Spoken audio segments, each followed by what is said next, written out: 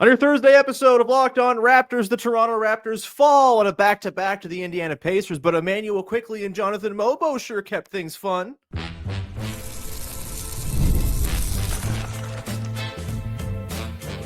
You are Locked On Raptors, your daily Toronto Raptors podcast, part of the Locked On Podcast Network, your team every day. Hey, what's going on? And welcome to another episode of Locked On Raptors, part of the Locked On Podcast Network, your team every day. It is Thursday, February the 27th. Happy birthday, Grandma. I'm your host, Sean Woodley. We cover the Toronto Raptors now for 11 seasons on various platforms. You can find all my work over on Blue Sky. You can also find the show on Instagram, and you can join us in the Locked On Raptors Discord server. Link in the description of the podcast. Come hang out. Great place to come talk ball, be among friends, kill time, procrastinate the day away. If you don't want to do your work tasks, it's lovely. Come be part of our little listener family there over on the Discord, 100% free to join. You can also subscribe for free, once again, to the Locked On Raptors daily newsletter. I'm writing about the team every single day in there. Little thoughts, little fun sidebars, things I talk about on the show that I expand further in the newsletter. I think it's a really great thing to subscribe to if you're interested in the Toronto Raptors, which if you're listening to this podcast, I think you probably are. So please go do that. It's 100% free. You can go to the QR code on the screen, or you can go to the link in the description of the podcast to sign up. You just drop your email on the line, and you will get fresh, piping hot emails from me 5 days a week to pass all of your time on the toilet. All right. Today's show is brought to you by our friends over at FanDuel. Right now, new customers can get $150 in bonus bets if you win your first $5 bet. And we're off and running here on your Thursday edition of the show, talking about a Toronto Raptors 111-91 loss to the Indiana Pacers that looks worse on the scoreboard than I think it was in actuality. I had a pretty good time watching the game. I don't know about you.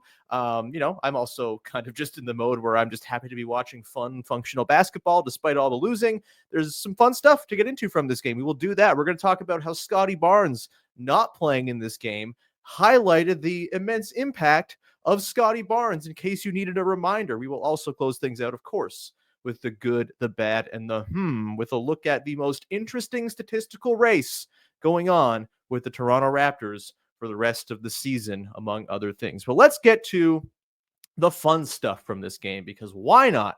They lose, but ultimately, I think if we're going again to the court of tank ethics, this is an ethical tank loss. They kind of played their asses off. This is a thing that they do. This was noted on the broadcast going into last night. Rick Carlisle, I guess, before the game yesterday in Indiana, said that there are essentially 5 teams in the NBA who try really hard every night. The Toronto Raptors are one of them. It's why they've been such a fun watch this season, despite being now 18-41.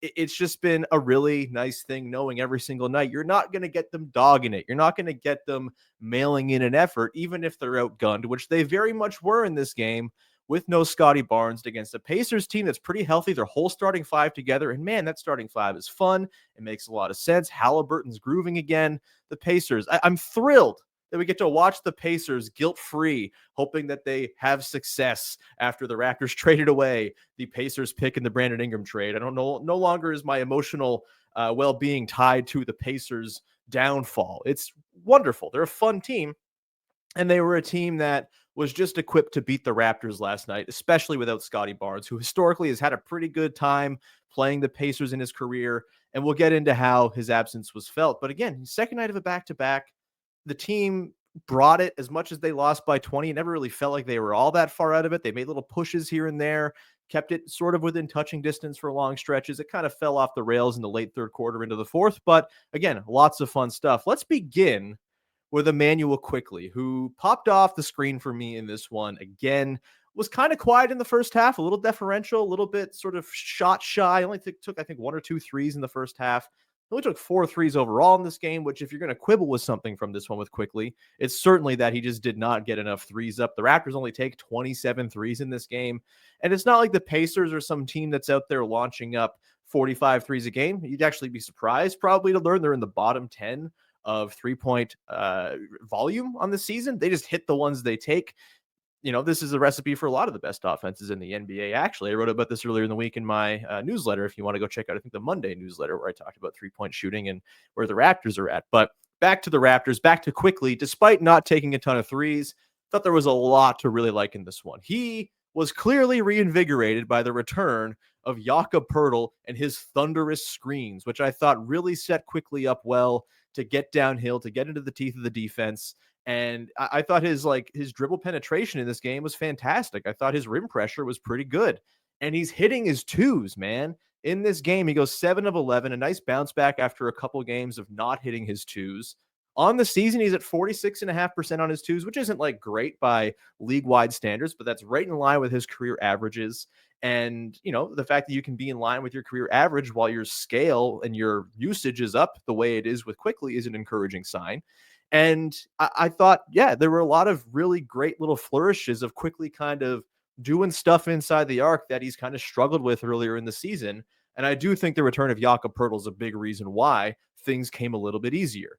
The pick and roll is just so much easier to work with when you have Jakob Poeltl there as your screener. There were a couple examples, one in particular that comes to mind where Quickley got a layup out of a pick and roll, and lo and behold, it was Jakob Poeltl doing the Gortat screen thing. If you're unfamiliar with what a Gortat screen is, it's essentially the screener, the big bruising center, then after setting the screen rolls and then just kind of clears the lane away semi-illegally for the guard to go and score. It made Marcin Gortat's career. Jakob Poeltl is one of the best in the business at doing that as well, and that makes life so much easier for Immanuel Quickley. We saw that on display in this game. We saw him bust out a really, really nice stop, crossover, step back, pull up mid-ranger. I think leaving Ben Shepherd like falling backwards in his shoes. That was really cool. He's been lights out from mid-range. The long mid-range that is has Quickley so far this year. What is he sitting at right now from long mid-range? Yeah, he's 56% from long mid-range, top 10% in the league. Very small sample. He's only taking like 18 shots from there. But the shooting touch on display from all levels with Immanuel Quickley. Again, the twos falling in this one. 7 of 11 from two.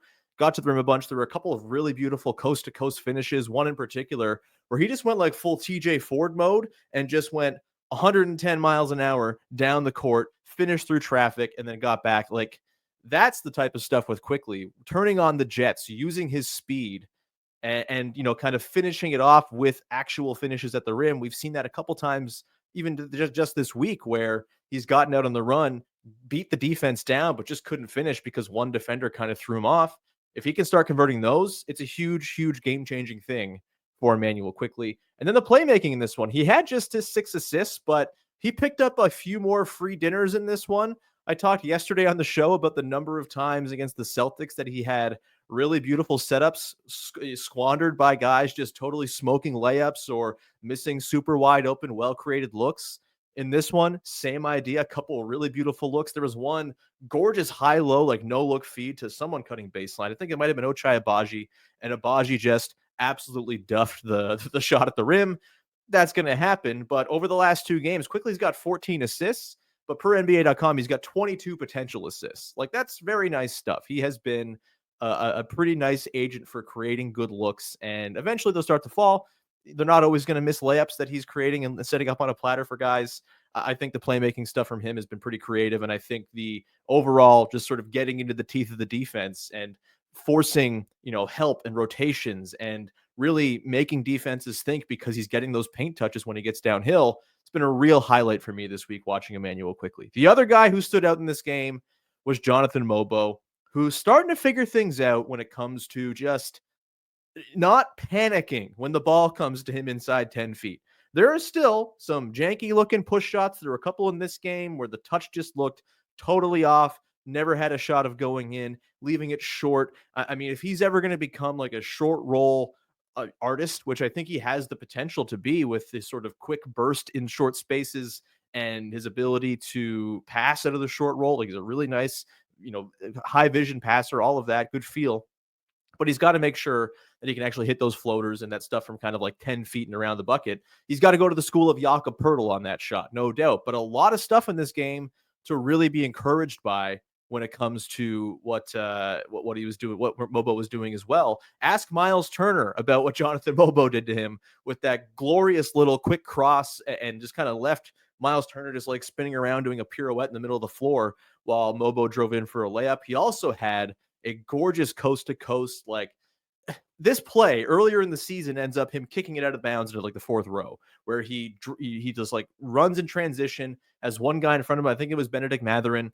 He like just kind of drops the shoulder into the chest. Nice little Euro step, calm, controlled finish. That stuff has not been part of his package. It's great to see those little baby steps come along.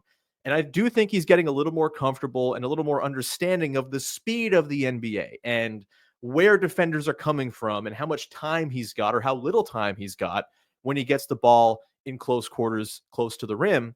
And, earlier in the season, he was just like not even looking at the rim. He'd get the ball 10 feet out and just kind of have his back to the basket and kick it out and not really do much with it. Maybe find a cutter baseline with a pass in the best situations. But over the last little bit here, he's looking at the rim more. He's dunking more. He's doing the thing that Jakob Poeltl does, kind of seeping into those little spaces on the baseline behind defenders, waiting for that defender to kind of get pulled over by help. There were two examples of this last night, one in the first half, one in the second, where, his defender is drawn over, I think, by Immanuel Quickley in both cases. And, he's just kind of there in that little pocket of space, Jakob Poeltl style, for the little flip shot. Great stuff. The flip shot going down. Again, little baby steps. I also think there were a couple times in this game where he got called, or there were goaltending calls that gave him buckets. Earlier in the season, those don't even become goaltending opportunities. They become just like clean block shots, or he never even gets off the ground to put the shot towards the rim.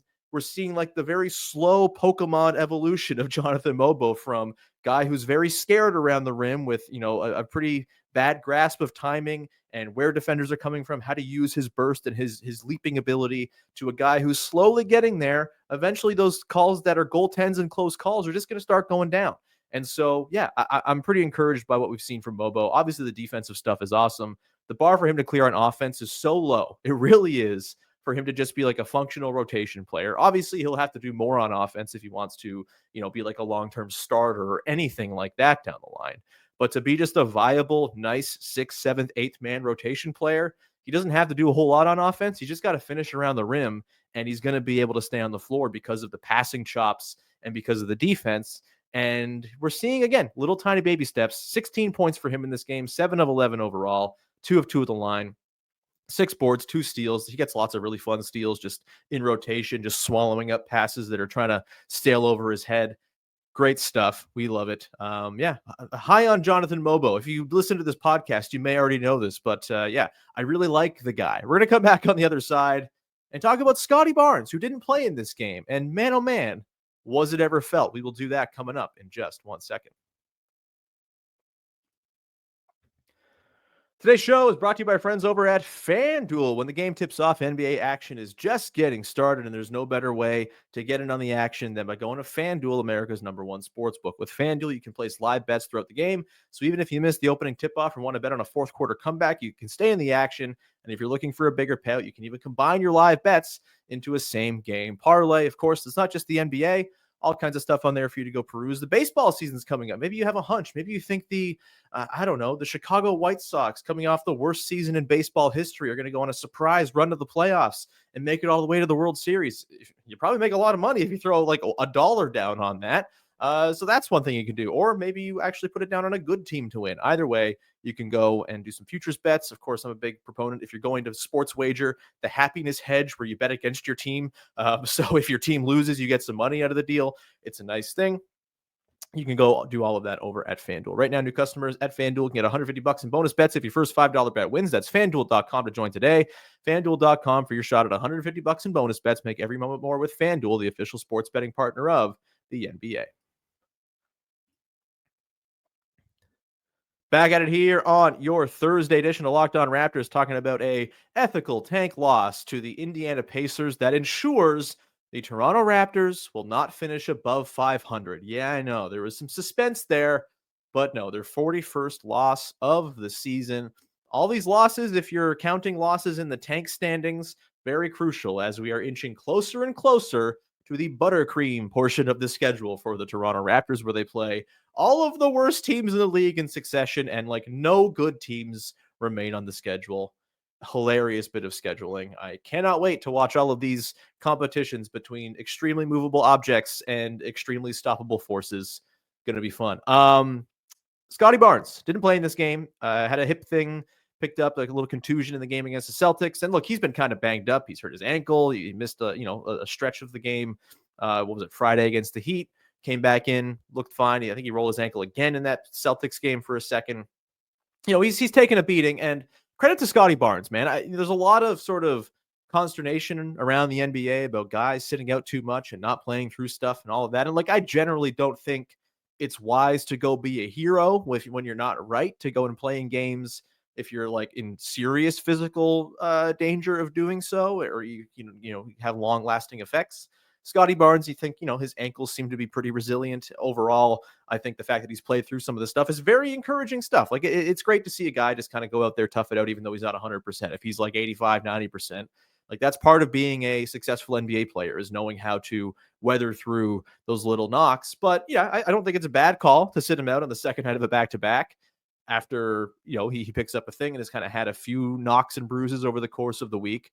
But his absence was certainly felt in this one, and on both ends of the floor. Not that I think anyone who watches the Raptors needs to be reminded that Scottie Barnes is in fact a very effective basketball player, but it was very clear in this one that not having Scottie was a detriment to their chances of having any remote shot at winning this game. The offense, I'll give it to it. It looked pretty good early on. The first quarter or so, they didn't score super well. I think they maybe had 26 points in the first quarter. Am I right? Yeah, 24. And so it wasn't like an offensive masterclass or anything. I thought the offense looked pretty good in those first few minutes, where you had Poeltl back out there running pick and roll with Quickley. The ball was moving around. It was kind of skipping. It was, there was a little bit of electricity to the ball. That was fun. But to me, it did sort of feel a little bit like that sort of thing that the Raptors did a lot last year, where it was a lot of ball movement for the sake of ball movement that wasn't really creating any advantage. It wasn't getting them into the teeth of the defense. It was just kind of, friendly sharing of the basketball, a lot of playing catch that wasn't really going anywhere. And you saw in this game, there were a ton of possessions, probably like a dozen almost, where the Raptors were down to the final couple seconds of the shot clock before they could get something up. I mean, you had like a RJ Barrett, who never takes long mid-range shots. It just like never happens, forced into one at the buzzer. He knocked it down. That was great. But, this was a game where it really was just kind of a battle of attrition against the shot clock for the Raptors most of the time. And there were so many moments where there was just a stark lack of Scottie Barnes calling his own number for a calming mid-range look to kind of settle things down. That's the value of Scottie Barnes. On top of just like, look, I know his offense can look ugly sometimes when he's 2-3 heavy and they're not going down. It can feel very sort of stodgy and not super progressive in terms of, kind of driving the offense forward. But look, man, Barnes' impact on the offense and its functionality is undeniable. He draws two to the ball more than anybody on the team, not even close, and he's damn good at passing out of that. He's stronger than anybody on the team. He can just kind of size up a guy, as we saw with poor Neemias Queta against the Celtics on Tuesday. If he wants to just go score over a guy, he can go and do that time and time again because he's an absolute bull of a man. And, obviously the passing is super creative. It's also very connective. It ties together a lot of the Raptors' actions. It's not just him going and creating a straight assist for someone. It's keeping the possession flowing so you can kind of build and build and build and get something good later in the clock. He's a conduit for a lot of that. And they were missing that big time in this game. And the numbers show it. The Raptors in this game, a 75.8 half-court offensive rating per cleaning the glass. Real stinky. One of their worst games of the year in the half court, and a bottom 6% game among all half court performances by any team this season across the NBA. Not very good. Overall, a 92.6 offensive rating for the Raptors in this game. 4th percentile offensive effort for any team this season per cleaning the glass. Really rough stuff. And again, a lot of that sort of late clock, not able to get anything sort of created over the course of 20 plus seconds and just putting up a prayer. Or there was a case where Immanuel Quickley just kind of got smothered in the corner as he was just trying to find something, get a little pocket of space to get a pull up, and he just couldn't do it. Andrew Nembhard, I think, very good defensive player. Aaron Nesmith was really good in this game. We saw too, I mean, the effect, there's been such a direct correlation between RJ Barrett and his efficiency and whether Scottie Barnes is on the floor this season. Like, all of RJ's efficiency numbers have been dragged down substantially by just the games he's played without Scottie. Very similar in this game. He gets 16 points, but he's 5 of 15 in this one. and just had a really hard time creating his own stuff in this game. Aaron Nesmith did a really good job defending him. Barrett, per the matchup data at NBA.com, shot just 1 of 4 against Nesmith in this game. It felt like that too. He was really, really good defending Barrett. And on defense, I thought the Raptors competed really hard in this one. I thought they were really locked in. I thought they rotated well, maybe a little sloppy and overzealous at times, but there were some really good second and third efforts. There were, Grady Dick, for example, super aggressive closeout, flies by, gets back, contests again. That's the good stuff. Like, you like to see that. But yeah, ultimately, not having Scottie Barnes as a cleanup man really made this difficult, especially because the Indiana Pacers are a team that really tests Jakob Poeltl. In Poeltl's first game back, really challenging matchup. You have the shooting of Halliburton to contend with, so you can't really play a traditional straight drop defense. And so you got to come up to the level of the screen. You got to blitz him. You got to trap him. You got to hedge. You got to be big at the top of the pick and roll. And Miles Turner can bomb threes. And so that pulls Poeltl out even further. And there was just no backstop. Usually, you can live with Poeltl getting pulled away if you have Scottie Barnes lurking along the back line there to clean up any messes that seep through. There was no such guy to clean up those messes in this game. The Raptors started quite small with Dick, Barrett, and Abaji at the 2-3-4. Maybe could have been a game where you play Jonathan Mogbo as your starter in this one, just to kind of have a semblance of rim protection, or at least allow you to switch a little bit more. Maybe do the thing that's kind of been a thing in the modern NBA of late, where you stick Jakob Poeltl on a wing or something like that. It's tough to hide Poeltl on Siakam or even Nesmith, obviously. Like, it's not a great matchup for that sort of cross-matching thing that we've seen be a trend throughout the league. Our pal Joe Wolfond, by the way, at The Score, has written about this in great detail if you want to go read that. But again, just kind of having another long guy with some semblance of rim protection chops might have been the way to go in this game. It was tough. Without Scottie Barnes, this team, the defense, it loses a lot of its juice. And they made up for some of it in this game by just trying extremely hard and being really locked in and connected. And they forced a lot of turnovers. That was great. But just overall, a pretty tough one for the Raptors in this one, just to kind of keep pace defensively. It's just, the Pacers are going to get you at some point. The threes are going to start to fall. Halliburton's going to shake and bake. He went 7 of 9 from deep in this one. Miles Turner goes 5 of 5 from deep in this one. That's the game right there. What are you going to do? Those two guys combine for more threes than the Raptors hit by double. They hit 12 threes. The Raptors hit 6. Game over right there. Done and dusted. Scottie Barnes would have been a pretty useful asset in slowing down that three-point attack from those two guys who just had a field day in this one. That's going to happen. Those guys are really good. But yeah, Scottie Barnes, really important. Very valuable basketball player. Shame that he didn't play, but I think if he is going to miss any time, it's not going to be hard for the Raptors to tank their way to some more losses here, because he is obviously extremely essential to all they want to do on both ends of the floor, particularly the defense, although the offense certainly struggled more, I think, in this one without him and all of his very special gifts on that end. We'll come back on the other side. We will get into the good, the bad, and the as we usually do.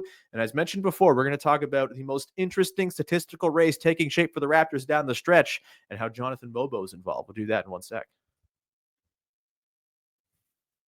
Today's show is brought to you by Robinhood Gold. With Robinhood Gold, you can now enjoy the VIP treatment, receiving a 3% IRA match on retirement contributions. The privileges of the very privileged are no longer exclusive. With Robinhood Gold, your annual IRA contributions are boosted by 3%.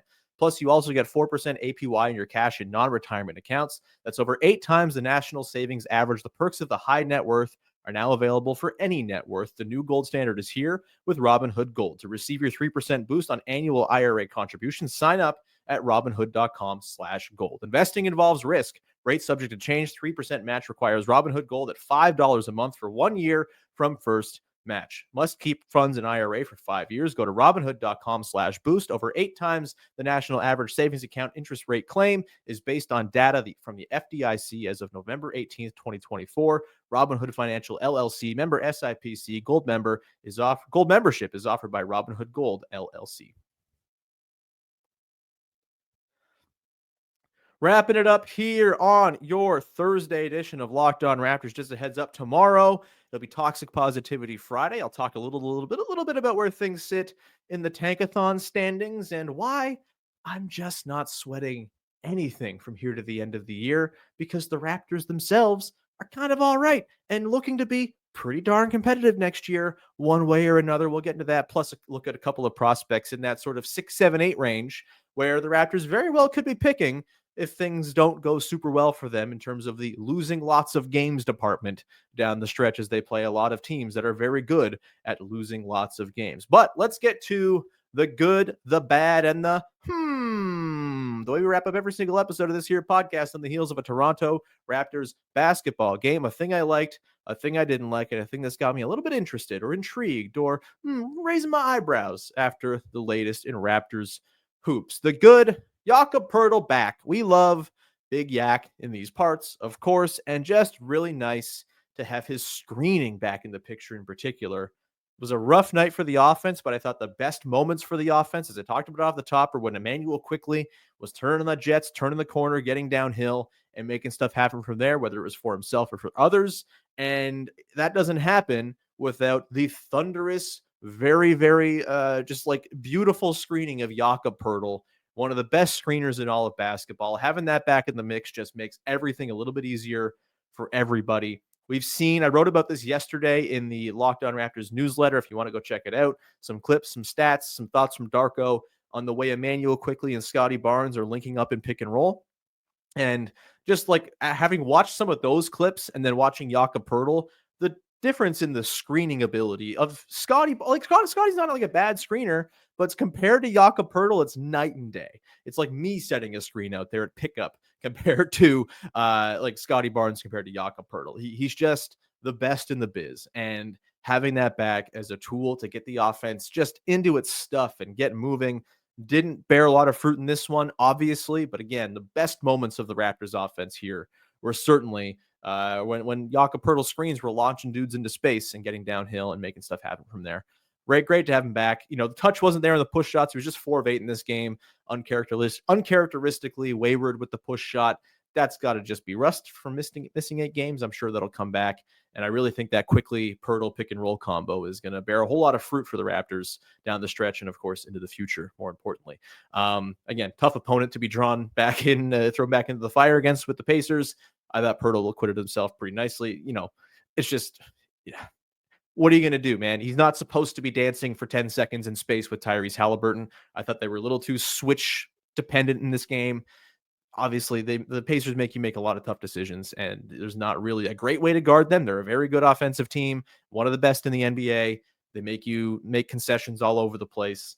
I don't love the concession of our only rim protector is now dancing with Tyrese Halliburton 20 feet from the basket and trying to stay in front of him for a long time. You know, could have been better with like scram switching and stuff like that. We're not getting into the bad anymore. I mean, we'll get into the bad in a second here. I guess this is a bonus bad. They had way too many times where like Immanuel Quickley got stuck on Pascal Siakam with deep position, and they failed to scram switch that out and kind of get a different guy in there. Just attention to detail stuff. And again, a lot of that stuff is made easier when Scottie Barnes is there because he captains the defense as well as anybody and notices those things. Siakam's done some early work to get deep position on Quickley. Great. I'm going to switch in there. We're going to get Quickley back out, and we're going to reset this whole defensive possession because I've noticed that thing and I've called it out, and now we're making the move. Not as much of the sort of on-the-fly adaptation for the Raptors on their possessions in this game. But again, Jakob Poeltl being back, that's unquestionably very good. Let's get to the bad. Jamal Shead. Tough night for Jamal Shead in this one. 0 points, 4 assists, 7 turnovers, 0 of 2 shooting in 20 minutes. Wowza. That is like a rookie point guard performance if we've ever seen one. Rookies are going to rookie. A little nice sobering reminder that rookie guards are designed to struggle in the NBA. After, he had a really nice game Tuesday, played some crunch time, big time buckets late, and then you have this sort of crash down in the back-to-back. Pretty expected. I mean, it's like a long season for these guys. And credit to Jamal Shead.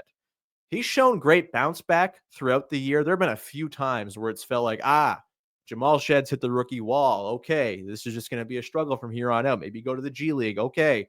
And then he just like busts through it like the Kool-Aid man the next night.